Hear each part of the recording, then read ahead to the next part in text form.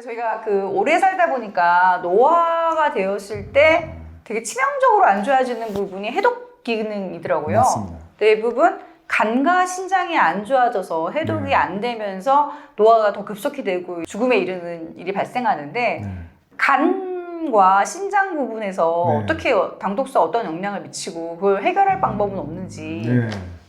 그러니까 사실은 간에서 작용하는 당독소가 다르고 신장에서 작용하는 당독소가 다르고 뇌에서 작용하는 당독소가 다릅니다. 네. 그러니까 거기까지 저희는 이제 연구가 돼서 그런데 그러니까 간에서의 중요한 역할을 하는 당독소는 글리옥살이라고 하는 원인 물질, 즉 지방에서 나오는 당독소 원인 물질이 가장 핵심적인 역할을 한다라고 보시는 게 훨씬 더 좀 맞을 것 같아요. 간이 나빠지는 경우는 주로 고지방식을 하는 사람인 경우가 이제 뭐 우리가 탄수화물도 많이 먹지만 이제 고기라든가 이런 거 이제 지방 같은 거, 특히 우리 이제 불포화지방산을 아주 좋은 거로 인식하고 있잖아요. 그래서 오메가3나 들기름이든가 뭐 올리브오일이든가 이런 것들을 일부러 치료를 목적으로 먹기도 하는데 저는 그 부분들을 상당히 조심해야 된다라고 이 책에도 제가 써놨는데 왜 그러냐면 우리는 포화지방산은 나쁘다라고 하는 인식은 딱 정해져 있는데 사실은 포화지방산보다 훨씬 더 나쁜 게 불포화지방산이다. 이게 불포화지방산 자체가 나쁜 건 아니죠. 우리 몸의 상태가 지금 문제가 돼서 그런 건데, 그러니까 우리는 이제 그 불포화지방산은 좋은 걸 먹어야 된다 그래서 냉압착, 뭐 이런 얘기들을 많이 하죠. 맞아. 들기름 냉압착 되고 열을 가하면 뭐 산화가 많이 돼서 뭐 유해 물질들이 활성화되고 독소들이 많이 나와가지고 문제가 된다. 근데 실질적으로 틀린 건 아니에요. 그분이 뭐 맞긴 한데 실질적으로 그렇게 열을 아주 많이 가한 거 태워서까지 하는 건 좀 문제가 되지만 그 열을 가한 거하고 냉압착한 거하고 그 사이에 과산화 물가라든가 요드가라든가 이런 것들이 그렇게 엄청나게 차이가 나진 않아요. 사실. 그러니까 냉압착이 뭐 아니 차이가 나긴 나죠. 그런 것조차도 되게 중요한 역할을 하는 거는 맞죠. 근데 이 불포화지방산이 훨씬 더 영향을 주는 건 우리 몸 안에서. 그리고 내가 만약에 당뇨가 있고 뭐 다른 질환이 있는데 이게 조탈해서 만약에 막 한 번에 뭐 10ml, 20ml씩 이렇게 막 일부러 이렇게 드시지 않습니까? 그렇게 되는 경우에 내 몸에 이미 활성산소가 많이 있고 염증이 만약에 있다. 근데 이제 그런 거를 과하게 드시게 되면 활성산소가 불포화지방산에 공격을 해가지고 그 불포화지방산이 깨져버려요. 깨지면서 거기서 또 활성산소가 나와요. 그 활성산소가 또 활성산소를 만들고 계속 이게 연쇄 반응들이 일어나가지고 오히려 몸을 망치게 되고 그런 분들을 제가 이제 많이 봤는데 그 좋은 기름, 뭐 불포화지방산이 좋다르니까 그런 거를 계속 꾸준히 이제 많이 먹어서 몸을 좋게 하려고 드셨는데 나중에 보니까 간 수치가 막 300, 500 막 이렇게 ALT 값이 이렇게 올라가는 그런 케이스들도 많이 보고 먹었는데 처음에는 좋은 것 같았는데 시간이 지나니까 몸이 더 피곤하고 힘들어지고 이제 이런 경우들이 뭐냐면 사실은 불포화지방산이 우리 몸에서 좋은 역할을 하고 기본적으로 이 필수지방산이라서 중요한데 내 몸의 상태와 내가 어떻게 먹느냐에 따라서 얘가 오히려 독으로 작용할 수도 있다. 그게 다 케이스가 그래서 그렇게 해서 만들어지는 불포화지방산에 만들어지는 독소를 우리가 일반적으로 뭐냐 지질독소라고 해요.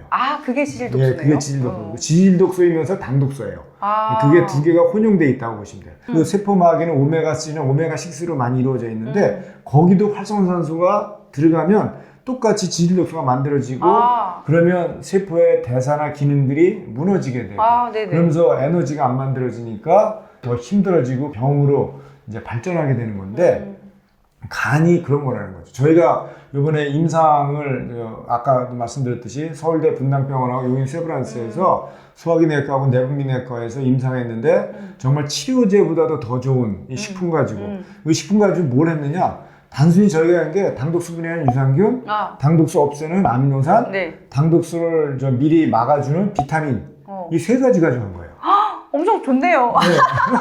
그러니까 그러면 우리가 늘 일상적으로 유산균도 먹고 아미노산도 먹고 다 먹긴 비타민도 먹죠. 근데 어떤 기능을 가지고 있는 거를 먹냐에 따라서 엄청나게 차이가 많이 나는. 그럼요. 그러니까 저희가 왜 이렇게 정말 우리가 일상에서 접하는 건데 특별하게 당독소를 없애는 유산균, 비타민, 아미노산을 가지고 당뇨병성 지방간염, 그 섬유화된 환자를 임상을 했냐, 이런 것들이 입증하기 위해서 이제 그렇게 해서 한 건데, 그 첫 번째 타겟이 뭐냐면 결국에 지방간은 지방이 많기 때문에 지방이 많아지면 염증 수치가 높아지고 활성 수치가 높아져요.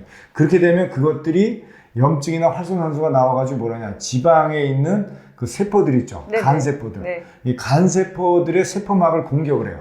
네, 그래서 세포막에 있는 불포화지방산이 파괴되면서 당독소와 지질독소가 급격하게 올라가게 되고, 그러면서 염증 수치가 올라가고, 그러면서 섬유화, 경화가 되는, 그리고 심지어는 이제 암으로까지 이제 발전하는 이 과정을 어디선가는 끊어야 되거든요. 근데 지방간 치료제도 없죠. 네네. 간염 치료제도 없고 아무것도 없어요. 간경화, 섬유화 아무것도 없어요. 간 예. 이식밖에 없네요. 예, 이식밖에 없는 게 아니라 그 상황에서 식이요법을 하거나 네, 뭔가를 해서 방법이 없네요. 찾아야 되는데, 치료제는 실제 병원에서 줄 수 있는 게 뭐죠? 그러니까 우루사 먹거나 뭐 별로 우루사, 없어요. 네. 이게 할 수 있는 방법이 없는데, 네. 저희가 그거를 요번에 임상을 하면서 보면 당연히 유산균, 비타민, 아미노산이니까 부작용이 있을 게 없죠. 아니, 부작용은 아예 1도 없고, 근데 ALT 값이 어느 정도로 떨어지냐, 엄청나게 드라마틱하게 떨어져요. 예를 들면 150이었다가 이게 뭐 한 40, 50 수준으로 뚝 떨어지는 거예요. 어마어마하게 이게 드라마틱하게 이게 떨어지는 결과를 보였는데, 그 기저에 당독소가 있다. 근데 당독소가 있는데 아까 말씀드렸듯이 그런 당독소들이 불포지방산들을 공격을 해가지고 이게 또 계속해서 염증을 유발하는 이런 촉매제 역할을 한다. 그래서 저희가 앞에서도 이제 조금 설명을 드렸지만, 불포지방산이 좋다고 막 드시면 안 된다.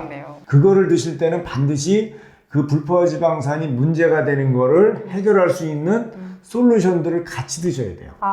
그러려면 야채 같은 거를 충분히 많이 드신다든가, 활성산소를 없앨 수 있는 항산화제라든가, 이런 것들이 같이 드시지 않으면 그런 것이 오히려 내 몸을 좋게 하려고 내가 좋다 해서 먹었는데 내 몸이 오히려 망가지고 간염 수치가 뭐 400, 500씩 올라가는 아주 그런 엄청난 이런 일들을 겪을 수 있다.